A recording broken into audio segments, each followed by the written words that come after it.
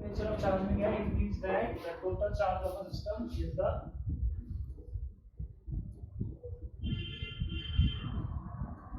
algebraic sum of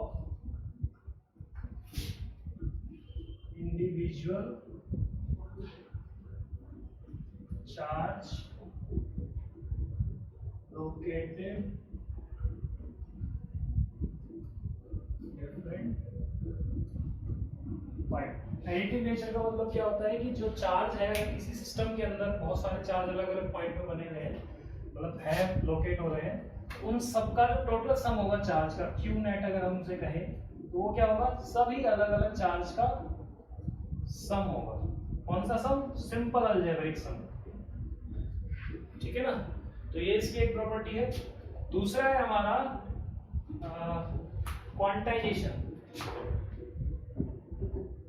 quantization of charge. ये थोड़ा different है।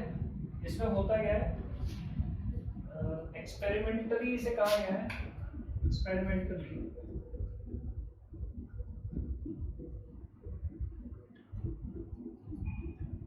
that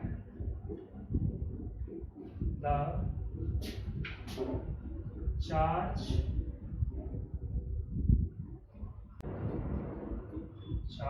occur charge always occur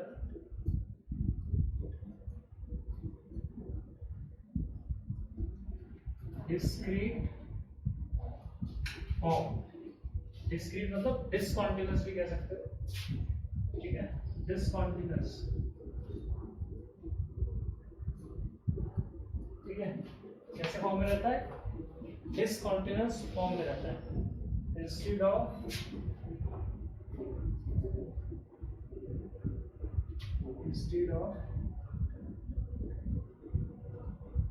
continuous form.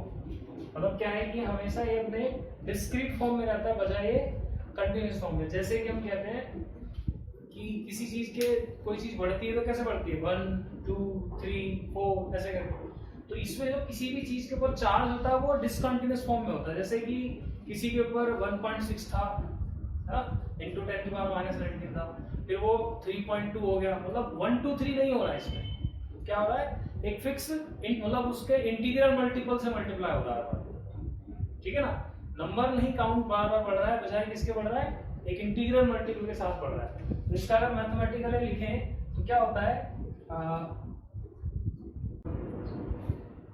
It means of a body is always an integral multiple of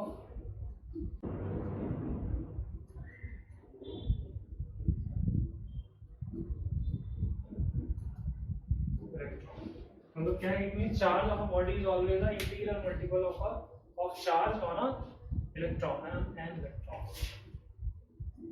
मतलब क्या है इसमें कि इसका मतलब ये हो गया कि जो पहली बात तो क्वांटाइजेशन मतलब क्या होता है कि जो चार्ज होता है वो हमेशा डिस्क्रीट फॉर्म में होता है। ठीक है, डिस्क्रीट मतलब डिसकंटीन्यूअस फॉर्म में। ठीक है, मतलब हर मतलब 1 2 3 करके इंक्रीज नहीं होता है, एकदम डिसकंटीन्यूअस फॉर्म में वो इंक्रीज होता है। जैसे कि उसे हम ये भी कह सकते हैं, इट मींस चार्ज क्या है? हमेशा इंटीग्रल मल्टीपल में होता है। कैसा होता है? इंटीग्रल मल्टीपल में होता है। और इंटीग्रल मल्टीपल किसका होता है? एक इलेक्ट्रॉन के ऊपर जितना चार्ज होता है। तो अगर हम किसी भी क्वांटाइजेशन के हिसाब से अगर बताएं तो किसी के ऊपर जो चार्ज होगा, चार्ज वो हमेशा क्या होगा? Ne के फॉर्म में होगा। E क्या है यहाँ पे हमारा? E जो है हमारा charge on an electron, coulomb. ठीक है, और N क्या है हमारा? इंटीग्रल मल्टीपल, जिसकी वैल्यू क्या हो सकती है? 1 2 3 4। ठीक है, ऐसे करके बढ़ सकती है। तो ये क्या है हमारा? क्वांटाइजेशन। कि हमेशा किसी बॉडी के ऊपर जो चार्ज होता है वो हमेशा क्वांटाइज होता है। इट मींस वो इंटीग्रल मल्टीपल होता है किसका? चार्ज का। किसके ऊपर? एक इलेक्ट्रॉन का जो चार्ज होता है उसका इंटीग्रल होता है। कि जब हम किसी चीज को किसी के साथ रब करते हैं तो सिर्फ कुछ इलेक्ट्रॉन ट्रांसफर होते हैं। हमेशा क्या होता है? ट्रांसफर इलेक्ट्रॉन होता है, और कुछ चार्ज तो ट्रांसफर ऐसे नहीं हो रहा। क्या ट्रांसफर हो रहा है? चार्ज किस फॉर्म में ट्रांसफर होता है? हमेशा इलेक्ट्रॉन की फॉर्म में। तो इसीलिए हमेशा वो किस फॉर्म में चार्ज बनेगा किसी के ऊपर? हमेशा इलेक्ट्रॉन की फॉर्म में इंक्रीज होगा। ठीक है ना, पहले एक इलेक्ट्रॉन गया तो एक इलेक्ट्रॉन का चार्ज आ गया उसके ऊपर, 3 इलेक्ट्रॉन गए और तो 3 इलेक्ट्रॉन और पहले वाला एक 4 इलेक्ट्रॉन हो गए टोटल उसके पास। ऐसे करके चार्ज इंक्रीज होता है किसी का। ठीक है, इसको लिखो। उसके बाद एक और रह जाता हमारा conservation of charge. Conservation of charge, conservation of charge क्या होता है? चार्ज हमेशा कंजर्व रहता है। इसका मतलब क्या है? Total charge of a system is always constant. ठीक है, अगर हम दूसरे फॉर्म में कहा जाए तो लॉ ऑफ कंजर्वेशन ऑफ जो चार्ज है वो यहां बन जाता है कि charge neither be created nor be destroyed, but it can be transferred.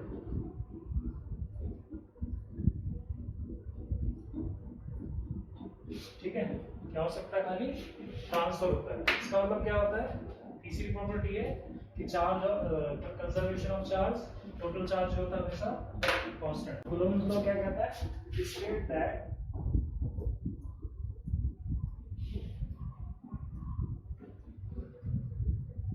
The force, या फिर आप कह सकते हो इलेक्ट्रिकल फोर्स होता है। कैसा फोर्स होता है? इलेक्ट्रिकल फोर्स होता है। Electrical force of attraction or repulsion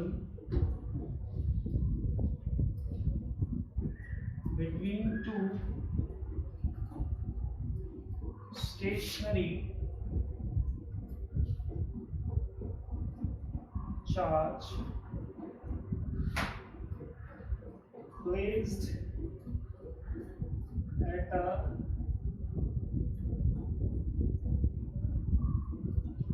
some distance is directly proportional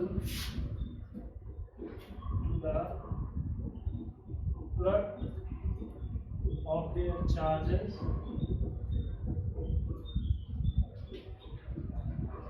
and inversely proportional to the square of the distance between। ये क्या कहता है? इलेक्ट्रिकल फोर्स ऑफ अट्रैक्शन मतलब क्या है कि दो चार्ज के बीच में जो अट्रैक्शन होगा ये हो या रिपल्शन हो, दो चार्ज के बीच में अट्रैक्शन या रिपल्शन कुछ भी हो सकता है। ठीक है ना, और किस ओके, ये स्टेटमेंट समझ आई? क्या होता है कि दो स्टेशनरी चार्ज के बीच में जो फोर्स ऑफ अट्रैक्शन या रिपल्शन लगता है वो किसके प्रोपोर्शनल होता है? Product of their charges and inversely proportional to the square of the distance between them. देखते हैं इसका कैसे करते हैं। ये दो चार पॉइंट चार्ज है हमारे। ठीक है,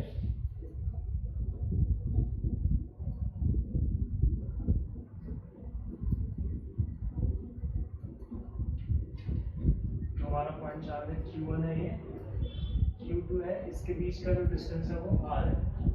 तो हमारा जो फोर्स ऑफ अट्रैक्शन होगा वो क्या होगा? हमारा directly proportional to their product of their charges and inversely proportional to the square of the distance between them. Okay, from equation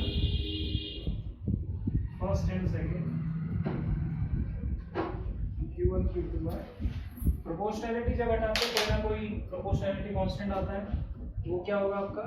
K हमारी 1/4 pi epsilon naught Q1 Q2 by naught है R square। हाँ, naught हो सकता।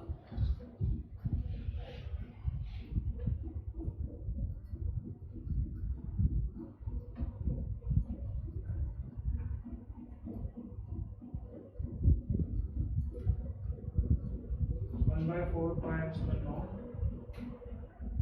हमारा के भी scale to 9 10 to the 9 newton पर। ठीक है, फिर हमारा क्या है, फोर्स है, कौन सा फोर्स है, इलेक्ट्रिकल फोर्स। जिससे अगर इसी को हम बोले इन वेक्टर फॉर्म में कैसा दिखेगा, तो वेक्टर फॉर्म में खाली क्या होता है, डायरेक्शन और आ जाती है मैग्नीट्यूड के साथ। तो इसका जो फोर्स होगा क्या हो जाएगा आपका 1/4 pi epsilon naught q1 q2 by r का मैग्नीट्यूड इनटू यूनिट का। ठीक है, तो ये उसका वेक्टर फॉर्म है। रिलेटिव परमिएबिलिटी, ठीक है, डायरेक्टिव कांस्टेंट या फिर रिलेटिव। ये होता क्या है, it is the ratio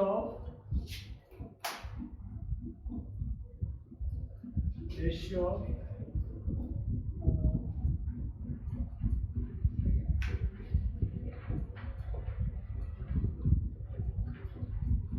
permeability in vacuum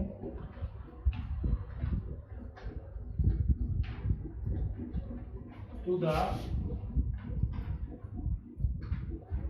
permeability in medium।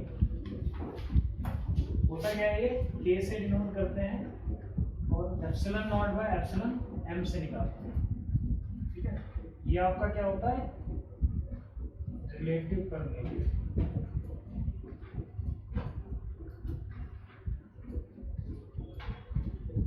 ठीक है, तो अगर हम निकालने की कोशिश भी करें हम ऐसे निकाल सकते हैं। इसकी वैल्यूज वैसे k की वैल्यू फॉर वैक्यूम होती है 1, k की वैल्यू फॉर एयर होती है 3, और k की वैल्यू फॉर वाटर होती है 8। ठीक है, तो ऐसे करके इनकी वैल्यूज वेरी करती हैं।